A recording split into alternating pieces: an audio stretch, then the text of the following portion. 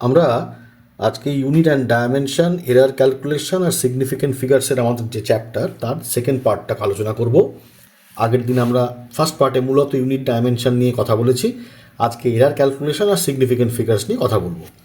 তো প্রথম প্রবলেমটা আমরা দেখি। এখানে বলা হচ্ছে একটি বৃত্তাকার চাকতির ব্যাসার্ধ পরিমাপে ত্রুটি 2%, 2% ত্রুটি হলে চাকতির ক্ষেত্রফল নির্ণয়ের ক্ষেত্রে ত্রুটি হবে 4%, 2%, 6%, 8%। আচ্ছা, তো আমরা এখানে চাকতির ক্ষেত্রফল নির্ণয়ের কথা বলা হচ্ছে, তাই তো? চাকতির ক্ষেত্রফল নির্ণয়ের কথা এখানে বলা হচ্ছে। তো ঠিক আছে, ক্ষেত্রফলের ফর্মুলা লেখা যাক। ক্ষেত্রফলের ফর্মুলা পাই আর স্কোয়ার।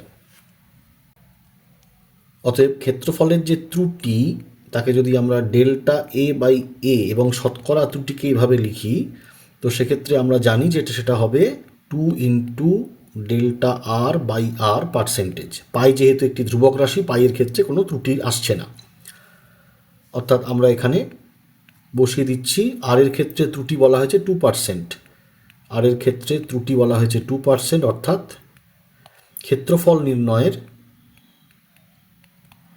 ক্ষেত্রে ত্রুটি হলো 4%। ওকে, পরের কোশ্চেন দেখি। পরীক্ষাগারে ওহম সূত্রের সাহায্যে অজানা রোধ নির্ণয় করার জন্য বিভব প্রভেদ ও তড়িৎ প্রবাহ মাত্রার বিভিন্ন পাঠ নেওয়া হলো। ওই পাঠ থেকে শতকরা ত্রুটি হিসাব করে, এই লাইনটাকে খুব ইম্পর্ট্যান্ট, ভি ও আই এর মান দাঁড়ালো, ভি হচ্ছে 100 প্লাস 5 ভোল্ট এবং আই হলো 10 প্লাস 0.2 অ্যাম্পিয়ার। এখান থেকে পাওয়া অজানা রোধের মানের শতকরা ত্রুটির পরিমাণ হবে। তো রোধের ফর্মুলা হচ্ছে ভি বাই আই। আমরা জানি গুণ বা ভাগের ক্ষেত্রে যে রাশিকে আমরা পাচ্ছি delta R by R into 100%। খেয়াল করো, এখানে কিন্তু আলাদা করে ভোল্টেজ বা কারেন্টের পার্সেন্টেজ এরার দেওয়া নেই, সেই জন্য আমরা 100 দিয়ে মাল্টিপ্লাই করছি। সেটার ক্ষেত্রে কি হবে, delta V by V into 100% plus delta I by I into 100%। Okay, এইবারে আমাদের কাছে তথ্যগুলো আছে, সেগুলো আমাদের বসাতে হবে। সো ডেল্টা আর বাই আর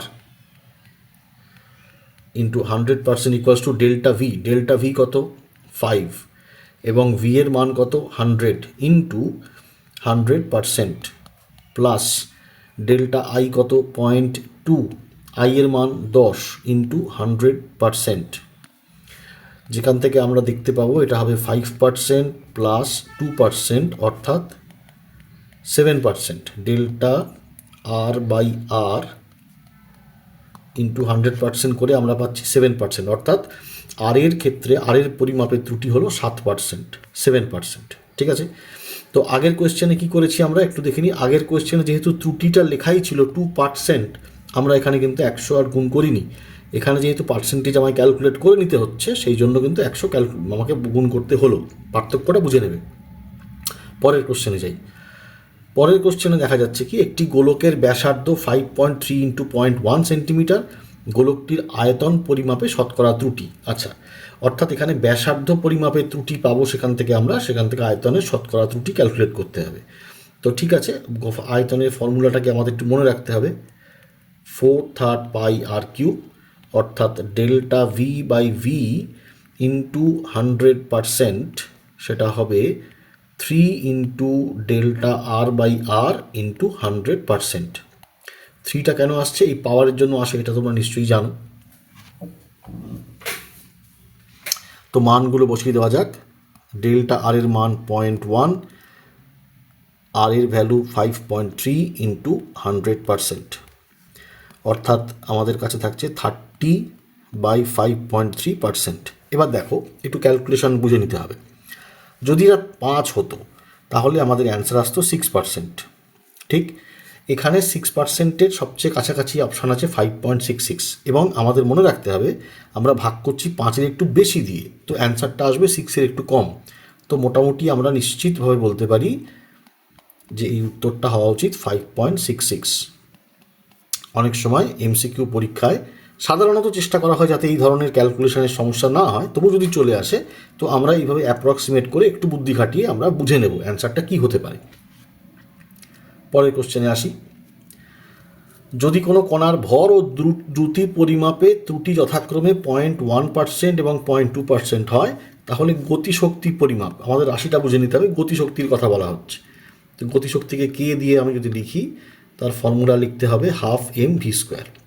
অতএব কে রাশির যদি আমরা পার্সেন্টেজ এরার করি, দেখো এখানে আবার পার্সেন্টেজ উল্লেখ করাই আছে বলে আমি আর 100 গুণ করলাম না, তো সেটা হবে ডেল্টা এম বাই এম এর percentage error plus 2 into delta V by V এর পার্সেন্টেজ এরার। ওকে, তো ডেল্টা এম বাই এম এর পার্সেন্টেজ এরার কত আছে? 0.1%।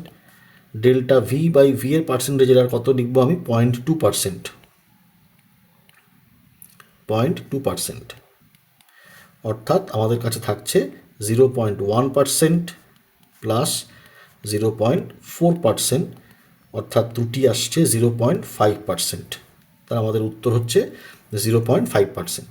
অনুরূপ একটি প্রশ্ন আছে যেটা নিশ্চয়ই তোমরা পারবে, এটা দেখে তোমরা সেটা প্র্যাকটিস করবে। পরের কোশ্চেনে যাই। এক্স রাশিটি অন্য তিনটি তো হবে না, 4টি রাশি আছে, মানে 4টি রাশি A B C O D এর সঙ্গে এই সম্পর্কযুক্ত। যদি এ বি সি ডি এর শতকরা ভ্রম যথাক্রমে 2, 3, 1 ও 4% হয়, তবে এক্স পরিমাপে সর্বোচ্চ শতকরা ভ্রম কত হবে? সর্বোচ্চ কথাটার মানে আছে, তো আমরা লিখি X equals to A square B cube C root D, অর্থাৎ যদি আমরা পাওয়ার দিয়ে লিখতে চাই A square B cube C to the power -1 D to the power -12। তো delta X by X percentage কী হওয়া উচিত? 2 into delta A by A percentage plus 3 into delta B by B percentage plus delta C by C percentage plus half into delta D by D percentage.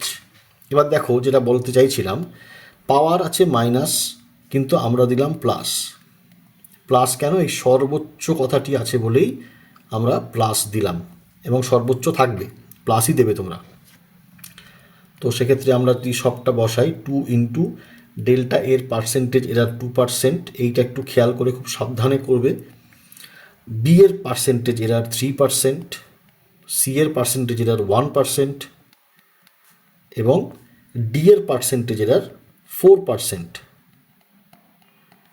যদি দিই তো আমাদের কাছে থাকছে 4% plus 9% plus 1% plus 2%, অর্থাৎ টোটাল সর্বমোট আমি পাচ্ছি 16%। তো এক্স রাশির ত্রুটি হচ্ছে 16%, অর্থাৎ অপশান এ আমাদের উত্তর।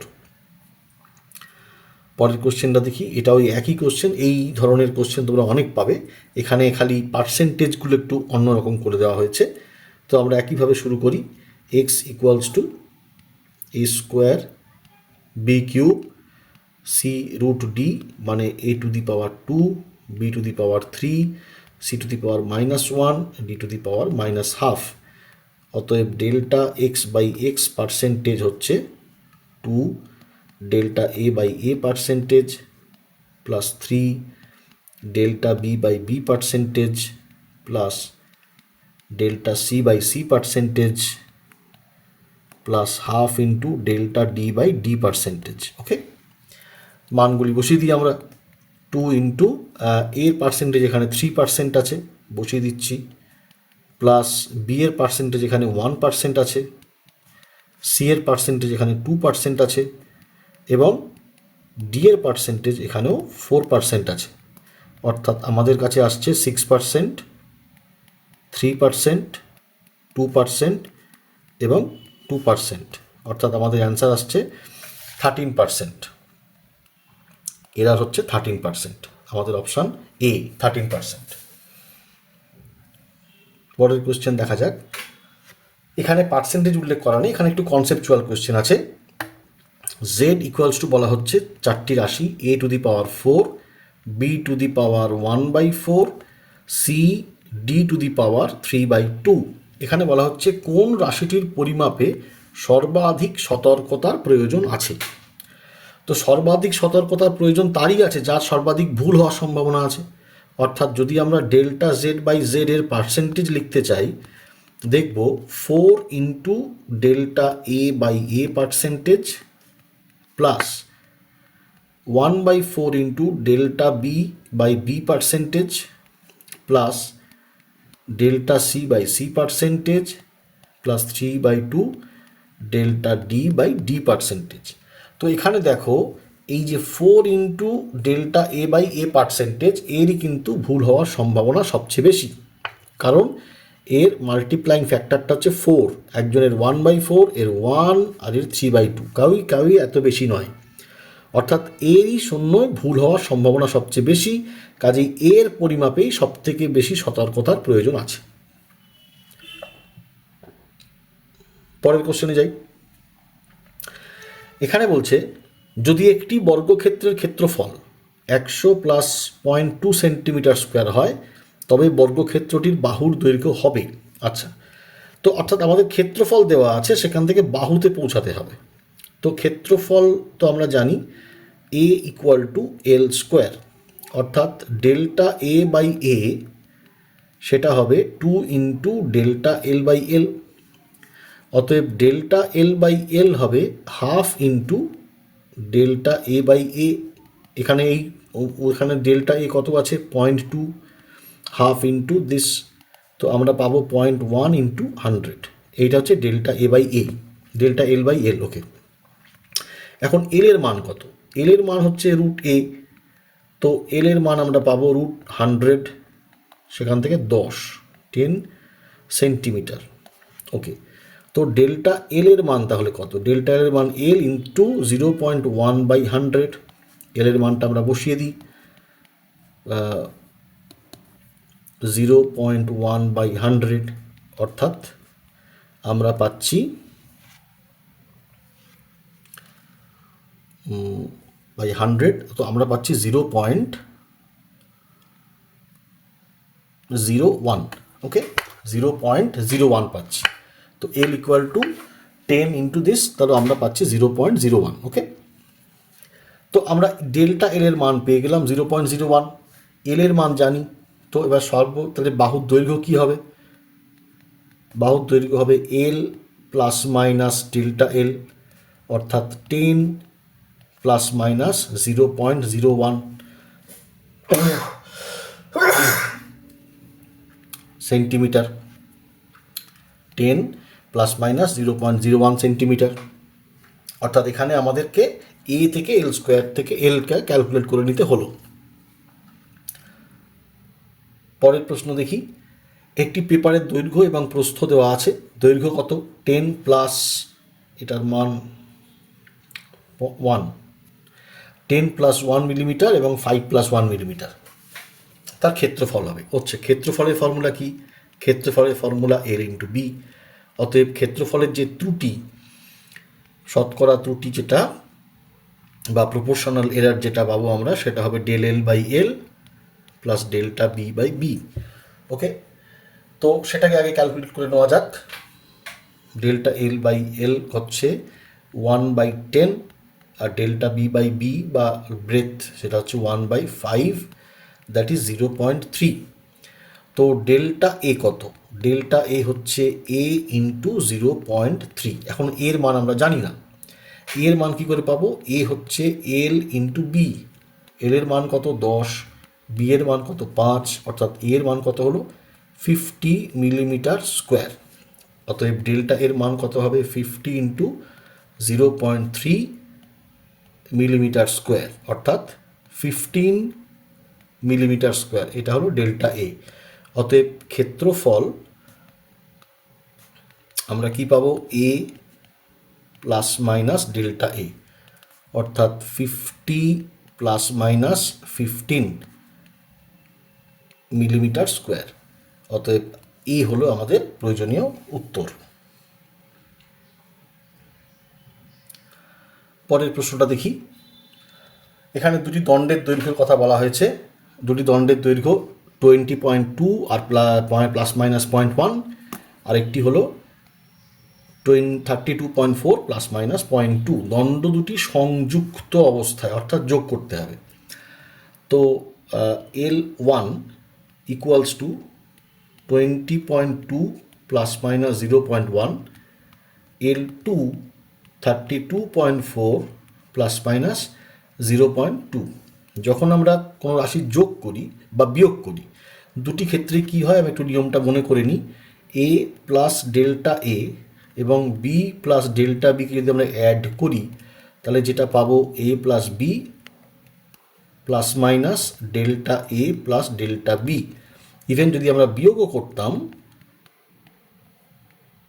বিয়োগও যদি আমরা করতাম, তো সেক্ষেত্রে আমাদের প্রথমে এ মাইনাস বি থাকতো, minus plus delta A plus delta B আসতো। ঠিক আছে, তো এই বুঝতেই পারছো যোগের নিয়ম আর বিয়োগের নিয়ম। এখানে যেটা লিখতে পারবো আমরা 52.6 প্লাস মাইনাস 0.3 সরাসরি আমরা লিখতে পারবো L1 প্লাস L2 এই নিয়ম অনুযায়ী।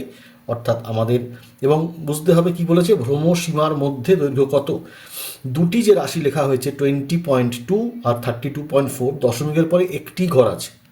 20.2 দশমিকের পরে একটি ঘর আছে 32.4, অর্থাৎ যোগ করার পরে যেটা আসবে সেখানেও আমাদের কিন্তু একটি দশমিকের পরে একটি সংখ্যা রাখতে হবে। আমরা 600 যে অপশানটা আছে এরকম কোনো অপশান কিন্তু হবে না। ঠিক আছে, অর্থাৎ আমাদের উত্তর হবে 52.6 প্লাস মাইনাস 0.3। পরের কোশ্চেনে যাই। এখানে কি বলছে, যদি এ 10.5 এবং বি 2.01 হয় তবে সার্থক অঙ্ক বিবেচনা করে এ প্লাস বি এর মান হবে। যোগের ক্ষেত্রে কি আছে, যোগের ক্ষেত্রে আমাদের মনে রাখতে হবে দশমিকের পরে সর্বনিম্ন তাৎপর্যপূর্ণ সংখ্যা, দশমিকের পরে সর্বনিম্ন তাৎপর্যপূর্ণ সংখ্যা, এটাকে খেয়াল রাখতে হবে। তো এ ইকুয়াল টু আমরা কি দেখলাম 10.5 আর বি হচ্ছে 2.01।